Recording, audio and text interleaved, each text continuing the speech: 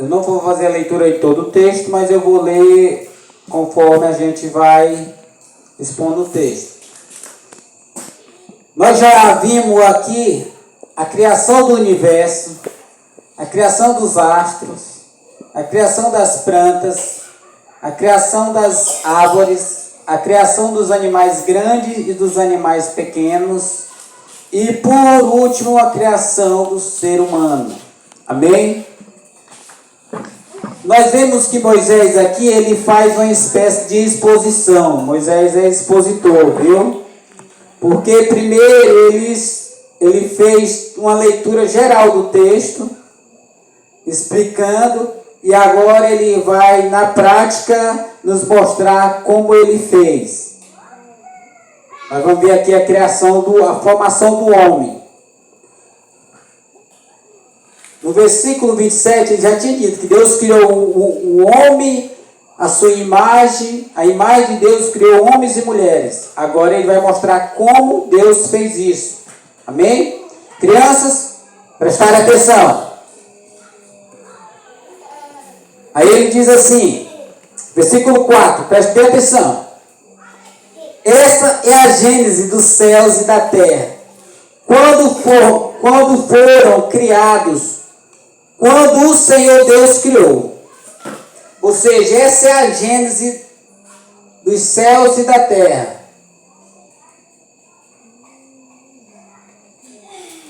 A gênese aqui significa o relato ou a história. Amém? Dos céus, e tudo foi criado nos céus e também na terra. E tudo foi criado na terra. Versículo 5 diz assim: não havia ainda nenhuma planta no campo, na terra. Nenhuma planta do campo na terra. Ou seja, ainda não tinha nascido nenhuma planta. Por que não tinha nascido nenhuma planta? Ele vai dizer assim: pois ainda nenhuma erva do campo havia brotado, porque o Senhor Deus não havia feito chover sobre a terra. Ou seja, as plantas foram criadas lá nos terceiro dia, né? Terceiro dia ou segundo dia. Foram criadas as plantas. Só que aqui Moisés está dizendo que elas ainda não tinham brotado, porque o Senhor não tinha feito chover ainda. Por dois motivos. O primeiro motivo é, o Senhor não tinha feito chover na terra. Então as plantas não tinham brotado ainda. E o outro motivo é, também não havia ninguém para cultivar o solo. Ou seja, o Senhor não tinha feito brotar as plantas ainda, porque o Senhor não tinha feito chover para que as plantas tivessem brotado. E também não tinha ninguém para cultivar o solo. Era necessário que houvesse pessoa para cultivar o solo. E depois o Senhor faria as plantas. Fazia com que as plantas brotassem. Porque aí já ia ter alguém para cuidar das plantas. Ele vai dizer assim: mas uma neblina subia da terra e regava a superfície do solo. Tinha uma espécie de neblina que molhava, que regava a superfície do solo. Só que isso não ainda era suficiente para fazer com que as plantas frutíferas e as ervas que davam semente brotassem ainda. Precisava de chuva. Amém? Prestem atenção, criançada. Então o Senhor formou o homem do pó da terra e lhe soprou o fôlego. E lhe soprou nas suas narinas o fôlego de vida. E o homem se tornou um ser vivente. Ou seja, agora Deus forma o homem. Moisés vai mostrar como que Deus fez isso. Deus fez o homem do pó da terra. Ou seja, Deus pegou o barro úmido e ali formou um boneco, uma espécie de boneco. E nesse boneco, formado e sem vida, ele agora vai soprar o fôlego de vida, o qual nós chamamos de espírito. Porque nenhuma outra criação Deus soprou nele, somente fez gerar da terra as outras criações, mas não soprou nenhum fôlego de vida neles. Ou seja, os animais, eles têm corpo, mas não têm espírito. E o homem aqui foi feito um corpo do pó da terra e também foi colocado nele um espírito de vida. Amém? Então o homem se tornou um ser vivente. Versículo 8 diz assim: e o Senhor Deus plantou um jardim no Éden, na direção do Oriente, e pôs nele o homem que havia formado. Ou seja, o homem não foi criado no Éden, não foi criado no jardim. Ei, fica quieto. Amém? O homem não foi criado no jardim, ele foi criado no campo, fora do jardim. A palavra de Deus diz que Deus plantou um jardim no Éden. Ou seja, o jardim foi plantado dentro do Éden. O Éden não é um jardim, o Éden é uma região, e lá dentro dessa região Deus plantou um jardim na direção do Oriente, que ele vai dizer, e pôs nele um homem que havia formado. Pegou o homem e pôs lá no Éden, no jardim. O homem não foi formado dentro do jardim. Deus transportou o homem para o jardim, levou o homem para o jardim depois de ter criado o jardim e formado o homem. Então, o versículo 9 diz assim: do solo o Senhor fez brotar todo tipo de árvore agradável à vista e boa para alimentar. Ou seja, agora Deus faz brotar as árvores que vão dar fruto. Então elas não tinham brotado. Agora que Deus formou o homem e colocou o homem no jardim, agora Deus faz brotar. Ou seja, aquilo que Moisés disse que Deus criou, provavelmente no terceiro dia, agora que na prática Moisés está dizendo quando foi que Deus fez. Ou seja, está aplicando aquilo que ele já disse que foi feito durante os 6 dias da criação. Agora ele está fazendo a aplicação para nós entender como que tudo isso foi feito. Amém?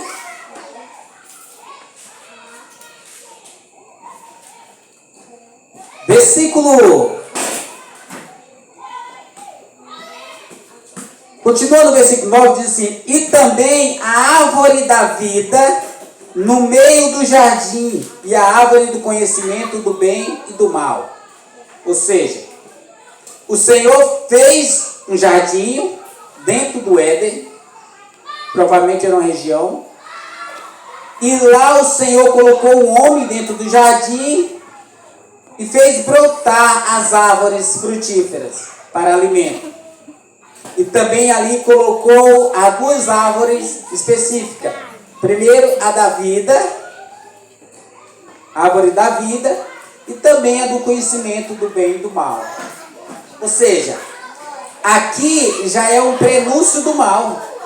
O mal já está aqui colocado antes da queda. O mal já está no jardim antes da queda, porque a árvore ela é do bem e do mal. E Deus dá uma ordem. Deus já tinha dado a ordem para o homem não comer nenhum fruto. Perdão, ele vai dar a ordem ainda. Nós não chegamos lá não. Mas ele coloca a árvore do conhecimento do bem e do mal. Versículo 10. E um rio saía do Éden, da região do Éden. Saía um rio e regava o jardim. O rio a nascente do rio era no Éden. Saía, passava pelo jardim e regava o jardim. E ele vai dizer que de lá se dividia repartindo-se em 4 braços. O nome do primeiro era Rio Pison. Rio Pison, que rodeava a terra de Havilah, onde havia ouro. Ou seja, fala de um dos rios. Esse rio aqui provavelmente não existe mais, pois não há relato dele hoje. E ele vai dizer que lá havia ouro. Era um lugar que havia ouro. Mas nós sabemos que em toda parte dos continentes há ouro, né? Então, se lá havia ouro, Deus está dizendo que lá havia ouro, provavelmente o ouro de lá era mais do que o ouro que estava nas outras regiões. Provavelmente era um lugar formado mais por ouro. E ele vai dar uma descrição muito importante, que ele vai dizer assim: e o ouro dessa terra era bom. Ou seja, era um ouro mais puro e que provavelmente estava concentrado mais naquela área. Perto dessa região chamada Havilah, que hoje ninguém fala mais desse lugar. Provavelmente já ficou no esquecimento. E ele vai dizer assim: também se encontrava lá o bidélio e a pedra de ônix, ou seja, 2 pedras preciosas que também se encontravam naquela região. E ele vai dizer: e o nome do segundo rio é Gion. É o que rodeia a terra de Cuxi. Esse rio também não é mais conhecido no tempo de hoje. Nós não sabemos mais se esse rio existe. Provavelmente já não existe mais, foi destruído. E aí vem o versículo 4, diz assim: e o nome do terceiro rio era Tigre.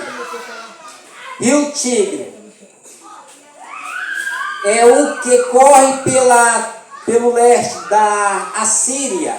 Ou seja, esse rio até hoje existe, é conhecido. E por fim, o 4º rio, que é o rio Eufrates, também existe. Esses rios, tudo nasceram dentro do Éden e se espalharam e saíram por outras regiões. Mas provavelmente essa nascente já não existe mais, porque o Éden até hoje eles procuram e não encontram.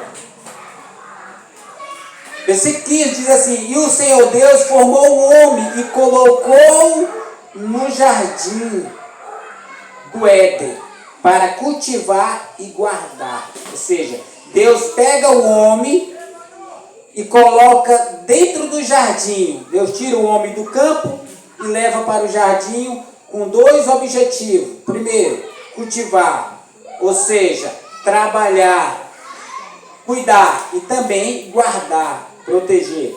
Ou seja, 2 missões foi dada para o homem aqui no princípio. O trabalho. Isso é bom, é importante para nós saber, irmão, que o trabalho, ele não foi instituído depois da queda. O trabalho foi antes da queda. A diferença é porque o trabalho não era árduo, como foi a punição que Deus deu para o homem depois da queda. Igualmente a mulher. A mulher, ela já teria que dar filhos. Já estava determinado por Deus que ele ia dar filho. Só que sem dores. Agora, depois da queda, com dores. Ou seja, o trabalho foi instituído por Deus. É uma ordenança de Deus que o homem trabalhe. Bom para nós entender que o trabalho para nós não pode ser considerado um peso. Ou seja, eu trabalho porque sou obrigado. Eu trabalho porque eu tenho necessidade. Isso está fora de contexto.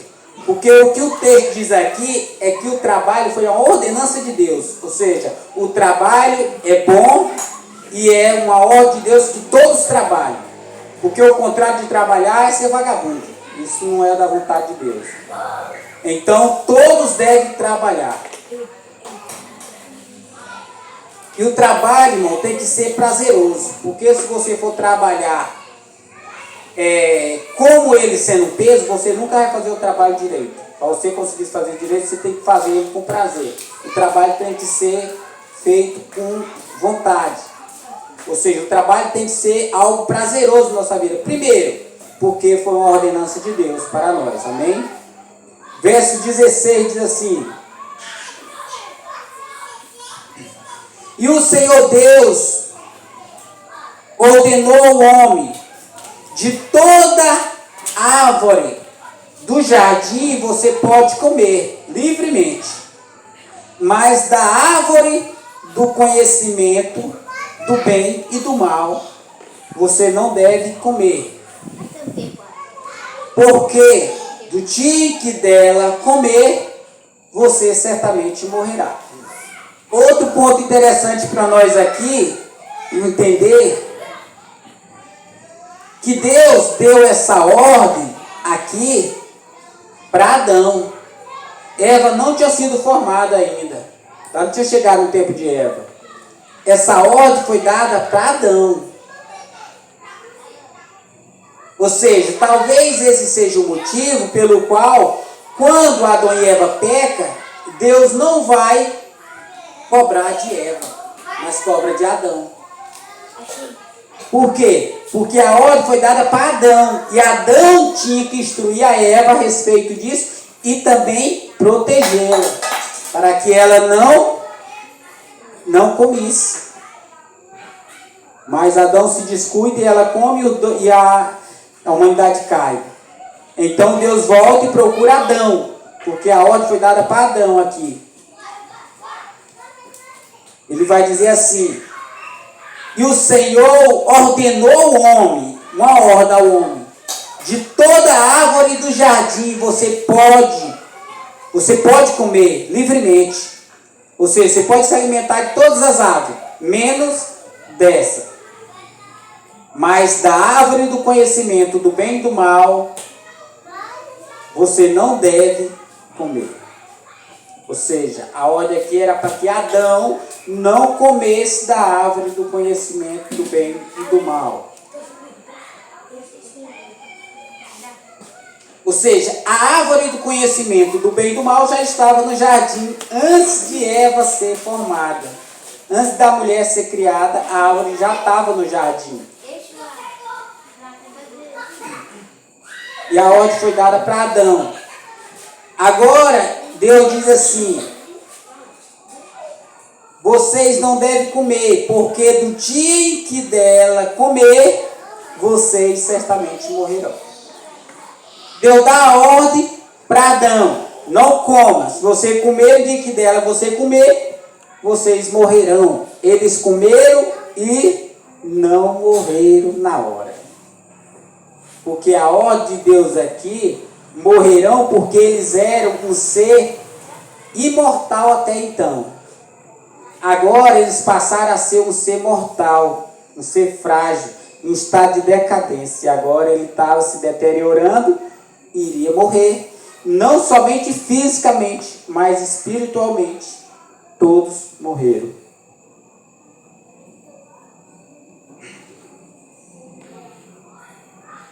Agora Deus vai formar a mulher. Dá tempo nós fazer isso. Vai dizer: e o Senhor Deus disse: não é bom que o homem esteja só. Não é bom que o homem esteja só. Agora Deus vê que não é bom que o homem esteja só. E diz: farei para ele uma auxiliadora que seja semelhante a ele. Ou seja, agora Deus vai fazer a mulher, que ainda não tinha sido feita. Deus olha para Adão e vê, como Deus viu que todos os animais tinham um par, Deus, vendo que Adão não ia ficar muito bem sozinho ali, Deus resolve fazer a mulher. Interessante é que Deus manda Adão dar o nome de cada animal. Provavelmente Adão foi lá e pegou o macho e a fêmea e deu um nome: jumento, jumenta, tudo parecido, vaca e boi. Aí quando chega tudinho, termina os animais, ele olha para ele, está lá sozinho, não tem uma que ele possa dizer. Aí agora Deus resolve fazer a mulher para se tornar um auxiliar, para que ele veja que tenha dois. O nome no hebraico do Adão era Insha. Aí Deus faz a mulher. Aí quando ele, lá na frente ele vai botar o nome dela, ele vai botar varoa. Aqui na Bíblia vai estar varoa. Lá é Insha, no hebraico. A palavra certa é Insha. Insha e Insha, que é tudo semelhante, porque como ele viu, ele diz, essa é ossos dos meus ossos e carne da minha carne. Para se aproximar ao nome, ele colocou o dele e só fez só aumentar só o A. Isha. Aí por isso que foi traduzido para o português como varão e varoa, para ficar bem próximo o nome. Porque se fosse botado homem e mulher, ia ficar bem longe o nome, não ia se parecer. Então, o verso 19 vai dizer assim: havendo, pois, o Senhor Deus formado da terra todos os animais do campo e todas as árvores do céu, trouxe Adão para ver que nome lhe daria. E o nome que ele desse, todos os seres vivos, esse seria o nome deles. Agora Adão vai lá batizar tudinho com o nome. E o homem deu nome a todos os animais domésticos e ave do céu e todos os animais selvagens. Mas para o homem não se achou uma auxiliar que fosse semelhante a ele. Agora ele não acha nenhuma e Deus resolve fazer a mulher para que Adão não fique só. Aí ele vai dizer assim, verso 22. Então o Senhor Deus fez cair um sono, um pesado sono sobre o homem. E este adormeceu. Tirou uma das suas costelas e fechou o lugar com carne. Interessante que Moisés é detalhista, né? Mostrando que foi feita uma cirurgia, ele dá assim, tampou com carne ainda. Deus dá uma anestesia em Adão. Adão dorme. Agora Deus corta Adão, tira a costela e fecha de novo o lugar com carne. Foi anestesia geral. Fez a cirurgia. Sem precisar de bisturinho. Deus fez a cirurgia e fez o serviço completo. Completou, tampou o buraco para não ficar nem cicatriz, para ninguém ver a marca. Agora, verso 22. Da costela que havia tirado do homem, ou seja, tirou uma costela do homem, o Senhor Deus formou a mulher e levou até ele. Para Deus faz tudo, né, rapaz? O cara está lá. Nem reclamou, porque aqui não mostra que ele disse, ô Senhor, eu estou sozinho, me dá uma mulher. Deus mesmo viu que não era bom que ele ficasse só. Provavelmente ele ia cair na tentação e ia fazer loucura lá. Aí Deus vai e dá um sono pesado para ele, igual mais pesado que o do panelão um pouquinho. Aí Deus tira a costela de Adão e forma a mulher. E agora leva para ele, entrega na mão dele, aqui ó, para você. Achou que não ia ter, ó. Tá aqui a sua parte. Para você cuidar. Pega a tua dor de cabeça. Toma. Toma, essa é a tua cruz. E o homem disse, essa, afinal, é osso dos meus ossos e carne da minha carne. Será chamada varoa, porque do varão foi tirado. Como o nome Adão, em hebraico, é Ishe, ele botou o nome de Eva no hebraico, o nome é Insha, aumentou só o A. E aqui foi traduzido como varão e varoa, sempre mostrando que os dois nomes estão muito próximos, mostrando que foi tirado da costela.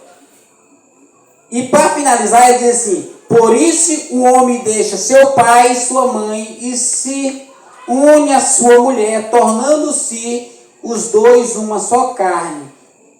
Ora, um ou outro homem e sua mulher estavam nus e não se envergonhavam. Ou seja, agora Deus faz o casamento na prática. O que ele já tinha feito lá atrás, agora ele faz na prática. Moisés vai detalhar que agora o homem deixa seu pai e sua mãe, ou seja, deixa a casa dos pais e se casa e vai morar com sua mulher, não na casa dos pais, que aqui está dizendo que deixa, sai e vai comprar a casa, vai construir e vai morar com sua mulher, viu? Não é certo morar puxadinho da casa do pai, não. Tem que construir uma casa para ir morar com a esposa. Os dois se tornam uma só carne. Agora os dois que eram separados, agora se unem e se faz uma só carne. Agora é a conclusão do casamento. Aqui, casamento. Agora, os dois são uma só carne. Se só uma só carne, não há duas pessoas. Há só uma pessoa. E se há uma só carne, tem que haver um acordo entre os dois. Uma concordância entre os dois. E não pode haver desavença que venha prejudicar a saúde um do outro. Porque se um causar dano na saúde do outro, ele está maltratando o próprio corpo, porque uma se tornou a mesma carne, uma só carne. Amém? E é para um cuidar do outro. Tem um estudioso que vai dizer que a mulher não foi criada, Deus não fez a mulher da cabeça do homem para não ficar acima do homem. Também não fez a mulher dos pés do homem para ser pisado por ele. Mas fez a mulher da costela do homem para andar do lado do homem. Debaixo do braço para ser protegida por ela. E perto do coração para amar a sua esposa. Para amar a sua varoa.